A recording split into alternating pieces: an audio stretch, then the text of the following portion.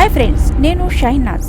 దమ్మున్న police Revathi, daring lady constable. Police department, అందులోనూ మహిళా కానిస్టేబుల్, చిన్న స్థాయి ఉద్యోగం. ఆ పోలీస్ స్టేషన్ మొత్తంలో ఏకైక మహిళా కానిస్టేబుల్. సిఐ నుంచి మిగతా అందరూ మగ పోలీసులే. వాళ్ళదే ఆధిపత్యం, వాళ్ళు చెప్పిందే వేదం.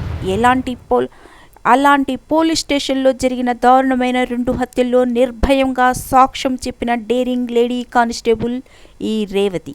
చంపేస్తామని బెదిరించారు. ఫ్యామిలీని నామరూపాలు లేకుండా లేపేస్తామని వార్నింగ్ కూడా ఇచ్చారు. ఉద్యోగం ఎలా చేస్తావో, ఈ భూమిపై ఎలా బతుకుతావో చూస్తాం అంటూ హెచ్చరికలు. అయినా నిజం వైపు నిలబడింది, న్యాయం వైపు నడిచింది. తమిళనాడు రాష్ట్రము సాతుకుళం పోలీస్ స్టేషన్లో 2 వ్యక్తుల కస్టడీ డెత్ కేసులో 9 మంది పోలీసులకు మరణశిక్ష విధించిన కేసులో లేడీ కానిస్టేబుల్ రేవతి ఏ విధంగా సాక్ష్యం చెప్పింది, ఏ విధంగా నిజం వైపు ధైర్యంగా నిలబడింది అనేది కోర్టు తీర్పు ఆధారంగా ఇస్తున్న కథనం ఇది. ఇప్పుడు ఈ లేడీ కానిస్టేబుల్ రేవతి దేశవ్యాప్తంగా సంచలనమయ్యారు. ఆమె ధైర్యానికి ఫిదా అవుతున్నారు నెటిజన్లు. తమిళనాడులోని తుత్తుకుడి జిల్లా సాతంకుళం పోలీస్ స్టేషన్లో 2020లో జరిగిన తండ్రి కొడుకులు జైరామ్, బెన్నిక్స్ లాకప్ డెత్ కేసులో దేశవ్యాప్తంగా సంచలనం సృష్టించిన సంగతి మనందరికీ తెలిసిందే. 5 ఏళ్ల సుదీర్ఘ విచారణ తర్వాత ఈ కేసులో 9 మంది పోలీసులకు కోర్టు ఉరిశిక్ష విధించింది. ఈ తీర్పు వెనుక ఉన్న రియల్ హీరో ఎవరో తెలుసా? మహిళా కానిస్టేబుల్ రేవతి. తోటి అధికారుల కిరాతకాన్ని కళ్లకు కట్టినట్టు బయట పెట్టేందుకు ప్రాణాలకు తెగించి ఆమె ఇచ్చిన సాక్ష్యం ఇప్పుడు పోలీసు వ్యవస్థలోని చీకటి కోణాలను వెలుగులోకి తెచ్చింది.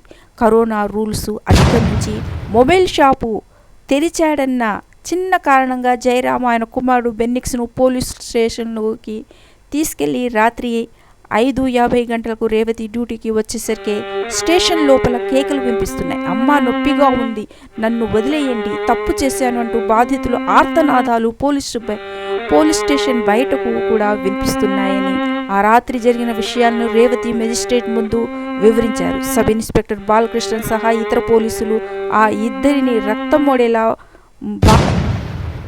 బాదినట్లు రేవతి చెప్పారు. దెబ్బలకు తాళలేక ఒళ్లంతా గాయాలై బాధితులు స్పృహ తప్పి పడిపోతే నేలపై చిందిన రక్తాన్ని కూడా వారితోనే తన సీరియల్ అధికారులు తుడిపించారని చెప్పారు రేవతి. తన 2 ఆడపిల్లల భద్రత గురించి భయపడుతూనే రేవతి నిజం వైపు నిలబడ్డారు. మెజిస్ట్రేట్ భారతీ దాసన్ విచారణకు వచ్చినప్పుడు, సార్, నేను నిజం చెబుతాను, కానీ నా పిల్లలకు రక్షణ కల్పించగలరా అని ఆమె అడిగిన ప్రశ్న ఆనాటి భయానక పరిస్థితులకు అద్దం పడుతుంది.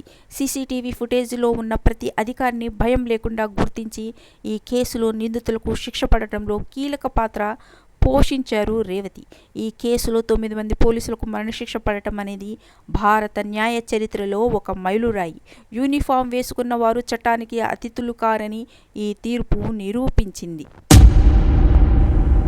తన కళ్ల ముందే ఉన్నతాధికారులు చేసిన క్రూరమైన పనిని రేవతి ధైర్యంగా బయట పెట్టడంతో దేశవ్యాప్తంగా ఆమెపై ప్రశంసల వర్షం కురుస్తుంది.